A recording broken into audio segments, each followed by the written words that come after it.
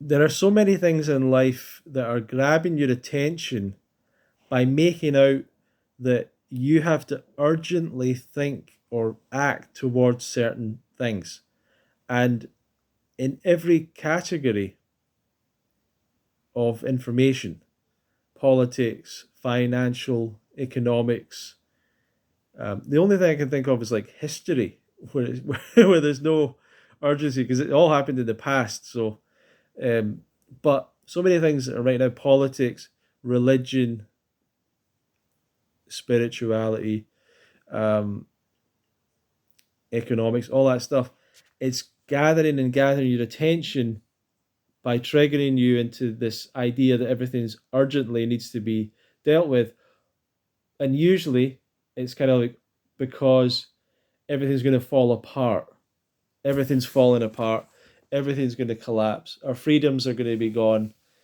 Society is going to fall apart. The economy is going to collapse. Consistently in the media, this is the messaging around virtually everything. Everything's just about to collapse. The climate is about to collapse. The environment, the planet itself. All of these, like across the board. In religion, it's sort of like the end is nigh. The world's going to come to an end. The God's going to return. Doomsday's coming, or whatever. Like it's consistently this kind of messaging to grab people's attention. And conspiracy, I was talking about conspiracy stuff in the last video, and a lot of conspiracies, it's the same stuff. It's like bad stuff's coming right now. It's just about to come. You know what they're going to roll out right now? Do you know what's happening? Do you know what they are going to do? The never ending, like they that are never actually, no one actually ever describes who they are. Oh, it's the people that run the world. Who's that? Oh, it's certain families.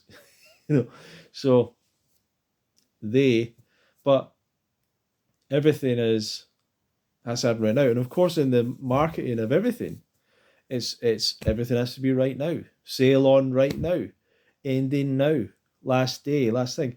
And you have to, quite frankly, because that's the only way. You have to organize everything like that. So there's like the Black Friday thing, and there's like a Cyber Monday, and people go, "Oh, I don't like the commercialism of these things and commercialism at Christmas," but these things are convenient ways to allow for things to be organized towards certain things. So the ships coming in with the goods can all come in at the same time, or can all be filled at the same time. So it makes it everything cheaper and easier. Like there's reasons for these things to be done in a certain way. And yeah, and no one likes triggered into the now. Like you have to deal with this now, because we all want to kind of just sit and relax and carry on and just be chilled out, right? We just all want to be nice and relaxed and chilled out.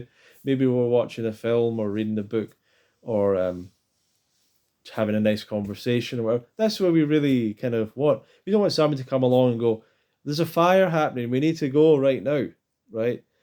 Um, that's very, very upsetting. Very upsetting to find out something, and it just is. It's so disturbing and upsetting to be pushed into, like, you have to go and deal with this right now. Some emergency is happening, and that's what happens. We're constantly with the media out there. It's constantly everything's coming to an end. Everything's collapsing. The economy's collapsing. It's always like this kind of message, right?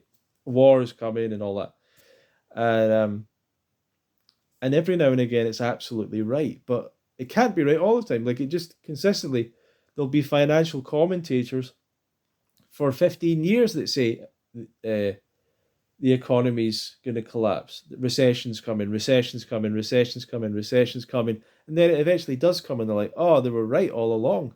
Like, well, of course they're right after 15 years or 10 years. Like, so Bitcoin's going to collapse. It's going to collapse. It's going to collapse. It's going to collapse. Of course, it's going to collapse at some point. Like everything goes up and down, but um, property, but everything. In politics, you got the right wing that seem to say everything's about to collapse. We need to go back to for the old values of the past. Otherwise, everything's collapsing. All standards are collapsing, and everything's collapsing. And there's this imagined idea of like how peaceful it was in the past, despite the fact we had two huge world wars. There was these great times when we were so civil and civilized. It's bizarre, and I like a lot. I think there are some things that are kind of collapsing, maybe family values and things. Um, but I don't know if it's like as much of a crisis as people want to make it out to be. Everyone wants to make their crisis out to be right now. And if environment has to be like this crisis happening right now, the environment stuff. And what it makes people do is prioritize these things that they often have no control over. You don't have if the people that run the world really are doing certain things, you don't really have power to do anything about it. Like what are you going to do? If they legitimately were putting things in the food supply to kill everyone or whatever, what are you going to do about it? How could you, you know, what can you actually do about that? It would be a totally weird and dumb thing for the people that run the world to do that. But let's say something like that. Oh, it's poisoning everyone really, really slowly with with pesticides that aren't as bad for people as the literal whole foods that people eat organically. Uh, Certain whole foods that people eat organically, organic meat, organic eggs, organic milk. It's all worse for people than than any of the tiny trace amounts of pesticides that might be left in fruits and vegetables. So anyway, that's a different point, I guess. But people get caught up in conspiracy, get caught up in the agendas of politics, of economics, of all this stuff, and it's taken their attention away from their own life and the things that are really things they should be working on in their own life, which they've not made urgent to themselves. And when it comes to people's health, your health legitimately is at any time on the brink of collapse if you don't look after it. There are so many people that one day were relatively fine, next day, health gone. Next day, hospital. And of course, any moment an accident could happen, but slightly separate issue. But there's plenty of people that end up starting the symptoms of disease all of a sudden come on. Now, the reality is it was happening over time. But people don't have the urgency about changing their diet, changing their lifestyle. They think it's something they can pass off to the future. Meanwhile, they're wasting their time thinking about politics that they can't really affect that much, economics, which you're not going to affect that much, and the likelihood you're going to benefit from it is super unlikely as well. And environmental stuff and all the other stuff. It's all good, but have you got are you really, what about your own stuff in life? What about the own stuff? And I'm saying this to me, really, because I see myself for years, I've struggled to prioritize the things that are most important to me. Meanwhile, I'm allowing myself to be distracted by all these different messages that are out there, these different ideas, and I just started to realize over and over, like it's just continuously triggering, continuously like triggering information, um, and a big portion of it is that stuff about everything collapsing, everything falling apart, everything,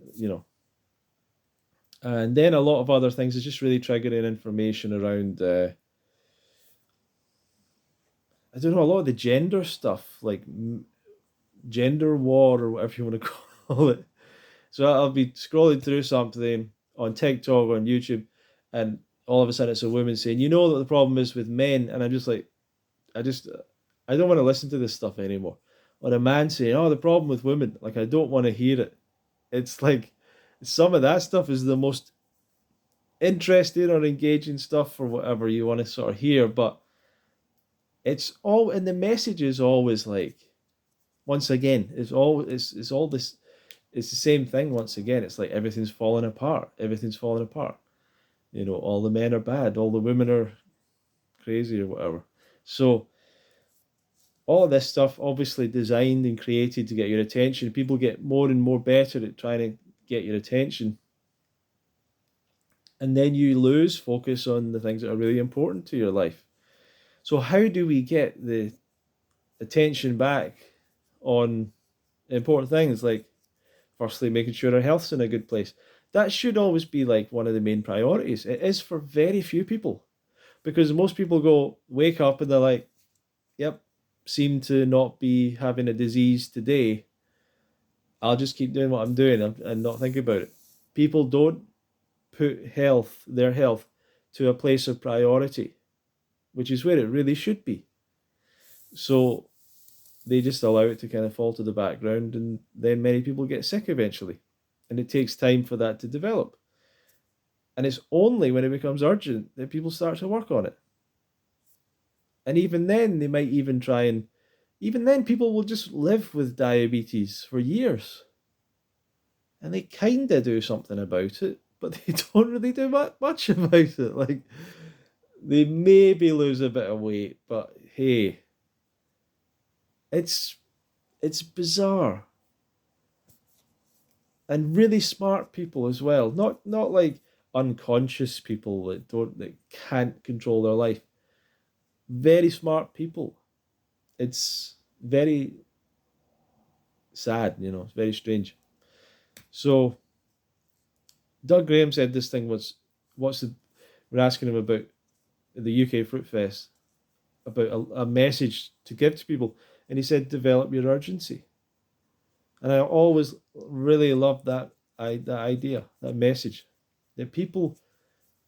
And he said that actually a lot of the younger people are putting more time and emphasis into improving their diet, improving their lifestyle, and some of the older people are like, yeah, maybe next year. They're like 63. They've got 3 diseases. They're falling apart. They're like, yeah, I just think I'll keep going down this path of destruction, personal destruction. It's so, how do you reach through? Meanwhile, they're probably looking at their conspiracy theories and looking at their political stuff and all that stuff that they think needs to be, we need to deal with this right now. But what about your health? That needs to be dealt with right now. So one way, I suppose, is to try and limit what you're consuming for a while to just stuff about that'll take your health in the right direction. So you might literally only subscribe to things that are related to improving your health. So when I go, I mean, I must admit, I don't watch a lot of content anymore from raw vegan creators. But there was a time when like that was all I was watching. And not just for a short period of time, for maybe years. That was almost entirely what I was watching. I can't really prove that to you. I don't think I've got the, like a list or whatever. I can't go into my YouTube account and scroll back 10 years ago or whenever it was. I can't do that, but I'm fairly sure I was watching raw vegan related content, raw food content over and over and over. Just lots and lots of different videos, and really kind of saturating my mind with that information. And maybe some people aren't really built that way or something, but that's the way I do it. But that's kind of instinctively. I would just keep on looking at this stuff over and over and watch like all the videos and watch all the different people and find these different people and go on the forum and read through what people were doing there. And that's, I don't know, I think that's kind of an important part of it. Too many people really think, I've got it, I don't need to think about that anymore. And they never really get it. They never get it. A lot of people think, I don't need to watch, I need to listen to that person's perspective. I don't need to read more books. I don't need to take another course or whatever. And I don't think that's quite accurate. Where I'm at right now, I like I want to listen to information around this diet and lifestyle. I'm happy to listen to new information or a new perspective, but I rarely find a really good original perspective with information that I not that I don't already know, but I already kind of know where it comes from, know where they say it from, know where the phrases they're using come from, you know, and that's a and so um, if I speak with Doug Graham, if I ask him questions, I'll learn new things, hear new things. But there's not a lot of people who are kind of saying something different or new or have a different perspective, and that would be nice to see. But I don't know. I'm curious about the history of the raw food lifestyle a little bit. I'm curious about how I'm still interested in. I mean, I maybe also I've interviewed so many people that I kind of hear from that a lot of. I get so I am still interested in listening to people and their stories. Um, but a lot of ideas around raw foods and the raw foods idea are not like new ideas or whatever. So there's not a lot of new stuff. But anyway, you do need to develop your own personal urgency. I think that comes from uh, giving yourself personal deadlines. That's where it comes about self management, personal management. That's why most people don't change their diet because they don't manage their life. They don't change things. Most people aren't very conscious about these things. They have a pattern of living that they've been brought up with, and that's what they do. If they have a pattern of how they eat, how they live, what they do, how they think, the football team they go and see, and that's their life. They never wake up and go, actually, I could change all this. I could do something completely different. Most people don't. But the very small amount of people that are looking to change their diet are people of that nature that are looking at every aspect of their life and saying, how can I change this? How can I improve this? And you should not wait until it's, too late. Because it can be too late by the time, the first symptom of a heart disease is a heart attack or whatever sometimes. And you don't want to wait that long. And the truth really is like, um, people aren't feeling that good. They're just pretending they are. It's a terrible addiction. The addiction to uh, foods that cause disease, all the foods that people eat. It's such a bad addiction, food addiction kind of stuff, because it dominates their life. Their life is worse in every moment. They wake up feeling worse. They go to bed feeling worse. They sleep worse. They exercise and perform worse. They think less clearly. It affects a person all day long. It leads them to up and down blood sugar stuff all the time. Like, it's just constantly affecting people. And I think that the fact that people don't really care about it or don't think about it, don't worry about it, when you get to the raw vegan diet and lifestyle, you have to have that kind of messaging of the urgency of it has to be something that you do for yourself in a way. Like, I don't know. I guess you have to do this now for you. This is important right now. Get it done right now. Change your diet right now. Get it in place right now so that the rest of your life you benefit from it and that your body can start clearing out right now. And you never know, you could be on the verge of something bad happening. Before I went vegan, raw vegan, I started to have pains in my some of my joints, very lightly, very subtle. But if I went for a walk or something, I would experience pain in my hip, pain in my knees. Not excruciating, not that much, but I noticed it. I noticed it. And that was probably something that I was thinking about with looking around changing diet and things like that. Not exactly, but it was something I was noticing. And then I went raw vegan and or vegan, raw vegan, basically the same week. And that was gone in a week or in a very short space of time. Those pains were gone. Now, what was that going to become? I don't know. What could with the 10 years since, if I'd stayed eating animal products, what would I be today? What would that have turned into? What was I destined for? I don't know. Was it arthritis of some kind? I don't really know. So I don't have the story of I reversed arthritis. I think I caught it early. Maybe if it was that, I don't know.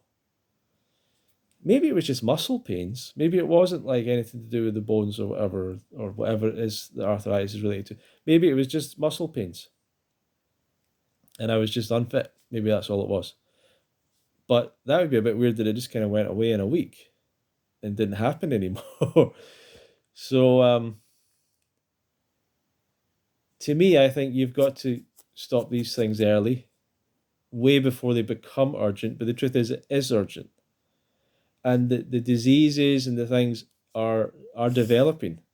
And overnight, that it can become a major problem and a real devastation to your life. So while you've got the time and the opportunity and everything, get it sorted. Get your diet out under your control. Get out the things that are bad for you. Just deal with it. Do whatever you have to deal with it. Take a year to deal with it.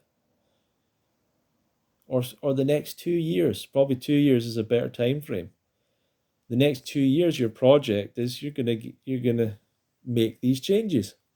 And it might start that every month you make one little change. If every month you make a change, that's 24 changes over 2 years. That could be a really big change over 2 years.